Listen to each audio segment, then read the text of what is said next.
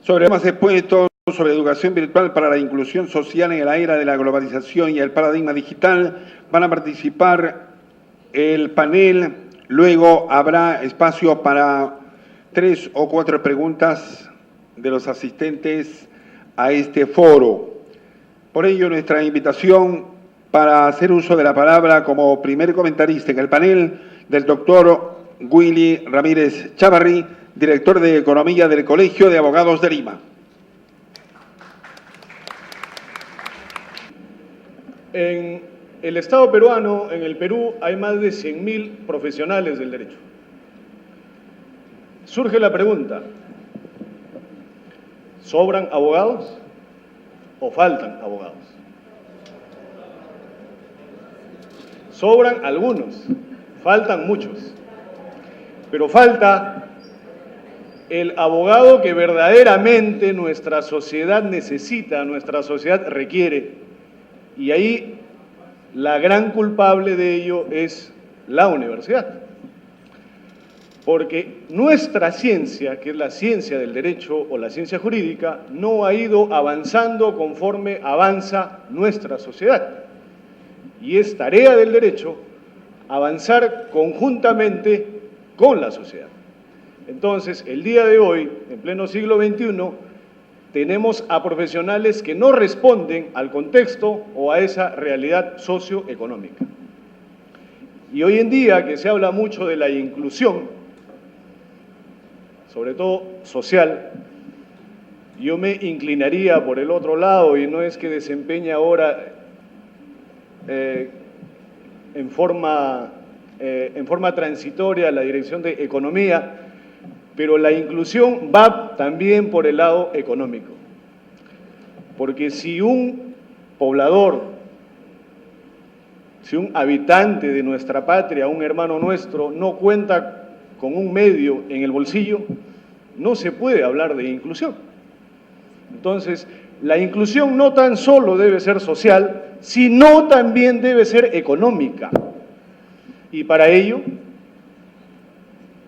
tiene un gran rol, tiene un gran papel la universidad. El sabio y amauta peruano Javier Pulgar Vidal siempre nos decía que si algo anda bien en un estado, en una nación, es por la universidad. Y si algo anda mal, es por culpa de la universidad. Entonces, desde este foro jurídico, que es el Ilustre Colegio de Abogados de Lima, bicentenario ya, más que bicentenario, estamos celebrando los 200 años de la Constitución de Cádiz este año, nos hemos propuesto una gallarda tarea, la cual es acercarnos a todas las universidades del Perú. Y hay algunos rectores que ya nos han respondido, por ejemplo, porque queremos iniciar la gran tarea de hacer un sinceramiento de nuestra profesión y hacer un estudio concienzudo o a conciencia de cuál es el perfil del nuevo profesional del derecho que responda a este siglo XXI, acorde con la ciencia y con la tecnología. Y si hablamos de inclusión, yo les voy a contar una experiencia personal. Cuando tuve que desarrollar mi tesis del máster en la UNED, bajo la supervisión de Lorenzo García Aretio, cuando yo propuse el tema de la implementación de la licenciatura en Derecho en los establecimientos penitenciarios del Perú bajo el sistema de educación a distancia, yo tuve que ir a todas las cárceles de Lima, al menos, a entrevistarme con los internos, y bueno, ahí en Madrid me corregían, me decían que por qué no digo preso, ¿no? Pero acá le llamamos interno, y no se llama cárcel, sino se llama establecimiento penitenciario, ¿no? Y no le podemos poner uniforme porque lo estamos denigrando, pero sin embargo viste harapos y es tuberculoso. Esas son las paradojas de la vida. Bien.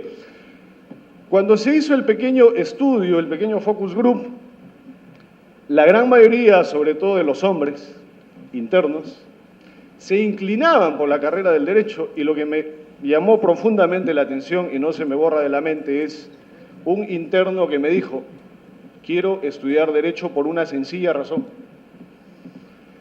Quiero saber cómo llegué acá y quiero saber cómo hago para salir de acá. Una respuesta aparentemente sencilla que encierra un gran significado. Y es la necesidad que nuestros compatriotas, que nuestros hermanos que están privados de su libertad necesitan. Y si eso trasladamos a las otras minorías, como la de los impedidos físicos, por ejemplo, que no pueden ir a un aula o a un salón común de clases, o a los de las minorías de opción sexual, por ejemplo, porque son discriminados. Vivimos en una sociedad que margina, vivimos en una sociedad que discrimina.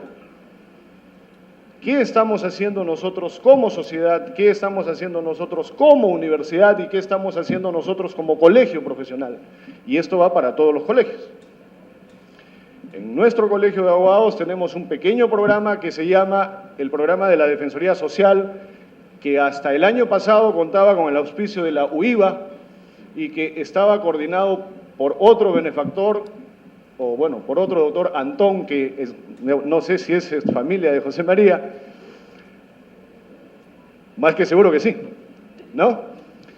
Pero por las cuestiones esta de la crisis europea y todo esto, lamentablemente ya se han recortado los fondos y corre peligro de que este programa se pierda. Entonces, ¿qué estamos haciendo frente a ello? Estamos tocando las puertas de las universidades para buscar el auspicio y que ya no se entregue dinero al abogado que desarrolla una labor de defensa social, sino que se les otorgue becas o semibecas o media becas, como se llame, para cursar cursos o estudios de posgrado a cambio de ese servicio social que están brindando, por ejemplo, a los internos de los establecimientos penitenciarios que no cuentan con los medios, que no cuentan con los recursos, aparte de emprender ya la tarea a mayor escala de profesionalizar a aquellas personas que están privadas de su libertad. Entonces, si esto funciona para los internos de las cárceles, funciona para nuestros compatriotas de todas las minorías, sea de opción sexual, etcétera, también puede funcionar para lo de las minorías étnicas, por ejemplo. Pero, sin embargo, hay una corteza, hay una resistencia a ese cambio. Y se cree en nuestra sociedad que todo lo que tenga que ver con educación a distancia es malo. Y eso es el natural temor a lo desconocido, es la resistencia al cambio. No hay que sentirnos mal por ello, pero, ojo, debemos inculcar a nuestros futuros abogados a no dejarse arrastrar por la ola del cambio, sino ser protagonista del cambio. Eso es lo que debe hacer la universidad, sobre todo en este siglo XXI, que es el nuevo siglo, es la nueva era de la ciencia. Algunos dicen que es la sociedad ya del conocimiento. Desde mi particular punto de vista, considero que todavía estamos en la sociedad de la información, camino hacia la sociedad del conocimiento. Nuestra tarea es transformar, así como hemos transformado los datos y lo hemos convertido en información, nuestra tarea ya es procesar esa información y convertirla en conocimiento, y ese conocimiento transmitirlo, porque si no, ¿de qué sirve? Entonces, desde este pequeño foro, como les dije, hago un llamado a todos los colegios profesionales del Perú a acercarse más a las universidades que vienen desarrollando programas a distancia, que no es la clásica enseñanza por correspondencia, creo que eso ya ha quedado claro. Entonces, para emprender juntos la tarea y seguir con la democratización de la educación superior universitaria que tanta falta hace, porque no nos olvidemos que el principal factor de desarrollo de cualquier Estado, de cualquier nación, es la educación. Muchísimas gracias, estoy llano a cualquier pregunta. Gracias.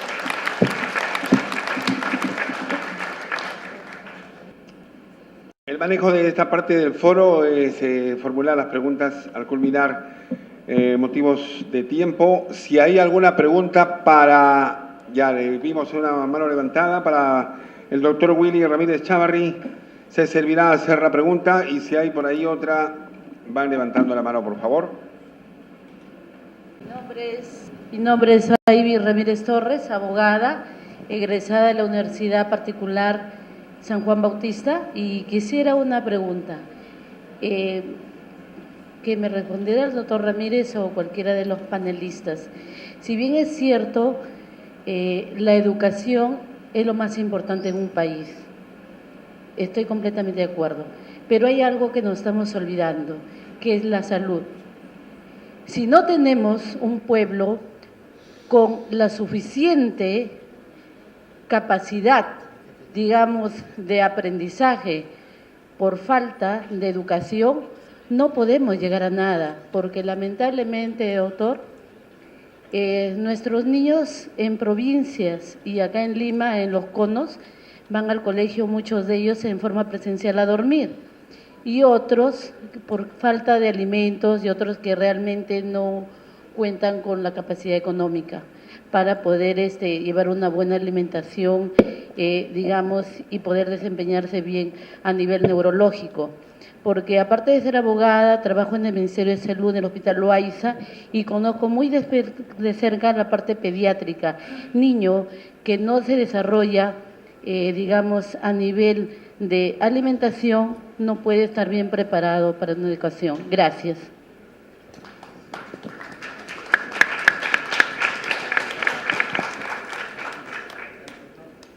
Ok. Si se habla de salud, educación, estamos hablando de derechos fundamentales de la persona. Y vean, se habla mucho también de la democracia, por ejemplo, como uno de los hoy derechos fundamentales. Y las paradojas de la vida, ¿no? No se puede hablar de democracia si es que primero no se democratiza la educación. Porque solo por medio de la educación la democracia como valor será entendido, comprendido y transmitido. Y ello va de la mano con la salud. Y esto no es otra cosa sino que la calidad de vida o el estilo de vida digno, en donde confluyen dos factores. Uno es el factor endógeno, ¿no?, que son las cualidades que una persona lleva consigo, y otro es el factor exógeno, que son las condiciones que el Estado está en la obligación de brindarle para que esa persona pueda desarrollar ese potencial o esas cualidades. Si esto no confluye, si esto no engarza, no hay calidad de vida. ¿Y quién es el gran responsable? El Estado. Entonces, acá hay que hacer un llamado a la universidad, y ahora hablo, ¿no?, a los colegios profesionales, porque estoy representando a uno, que somos los primeros en proponer alternativas de solución o alternativas para políticas públicas coherentes. Creo que hay legisladores presentes esta noche, políticas públicas coherentes para llevar adelante proyectos de esta naturaleza. Porque si la salud no va de mano con la educación o la educación no va de la mano con la salud, ténganlo por seguro que siempre vamos a estar lejos del tan ansiado desarrollo. Hay otra pregunta para el doctor Ramírez Chávarri. Buenas noches, señores del panel, compañeros todos. Mi nombre es María Elena Vázquez, soy economista de profesión, estoy estudiando actualmente Derecho en la Universidad Alas Peruanas, y me da gusto porque cada día aprendo más, y esta pregunta va relacionada a lo que es el derecho y la economía. Bueno, el derecho, como sabemos todos, y el conocimiento del hombre evoluciona a través de la historia, así como lo han demostrado ustedes que la educación evoluciona también a través de la historia. La pregunta es la siguiente: si este programa podríamos imponer en las cárceles a los internos de una educación virtual, ¿no?, si esto mejoraría para que él se pueda resociabilizar, ser un mejor ser humano en la sociedad, y cómo podríamos hacer para que esto ocurra y para que la economía del país se pueda integrar también a esto. Gracias. Bien. Cuando un ser humano estudia, cuando un ser humano progresa, no solamente progresa él, y creo que hay un comercial que habla sobre ello ahora, ¿no? mejora la calidad de vida de esa persona, mejora la calidad de vida de su familia y mejora la calidad de vida de la sociedad. Si este interno accede a un programa de educación a distancia, ¿no?, porque no hay otra forma, se está cumpliendo con el mandato constitucional, el de la resocialización del condenado. Ojo, no de la reinserción, porque ese condenado jamás salió de la sociedad. Forma parte de la sociedad, nunca salió de ella. Lo único que hay que hacer es resocializarlo. Y esto se puede conseguir por medio de la educación. Podemos hacer que esa persona redima su pena, se acoja a una serie de beneficios penitenciarios y que cuando egrese sea alguien útil para la sociedad. Y hay un ejemplo puntual en España, ¿no? El caso de Lute, que era un asaltante de bancos de la década de los 60 o 70, José María, que fue condenado a muchos años. Y Lute hizo su carrera de Derecho con la UNED en una cárcel de Madrid. Y se acogió a una serie de beneficios penitenciarios. Y cuando sale de la cárcel, él se ha convertido en uno de los abogados más prestigiosos de España, sobre todo en materia penal, procesal penal y el derecho penitenciario, que ve todo el tema de la pena y la redención de la misma. Díganme si no es cierto de que si nosotros brindamos esa oportunidad, o el Estado brinda esa oportunidad a esa persona que cometió un error, para ser benevolente, ¿no?, se equivocó, no le podemos privar no solo de la libertad, sino de otro derecho fundamental, el cual es educación. Y si encima le privamos de la salud porque se va a contagiar dentro de la cárcel y puede contagiar a otros más, esa es nuestra tarea. Colaborar, contribuir para que esa persona durante esos años se transforme o se reconvierta. No uso mucho el término reciclaje porque se usa para otras cosas, pero sí puede salir alguien útil a la sociedad, y créanme que también será alguien útil en su familia y asumirá su responsabilidad, porque recién se dará cuenta de en qué se equivocó y cómo puede resarcir ese error. Gracias. Muchas gracias, doctor Ramírez Chávarri.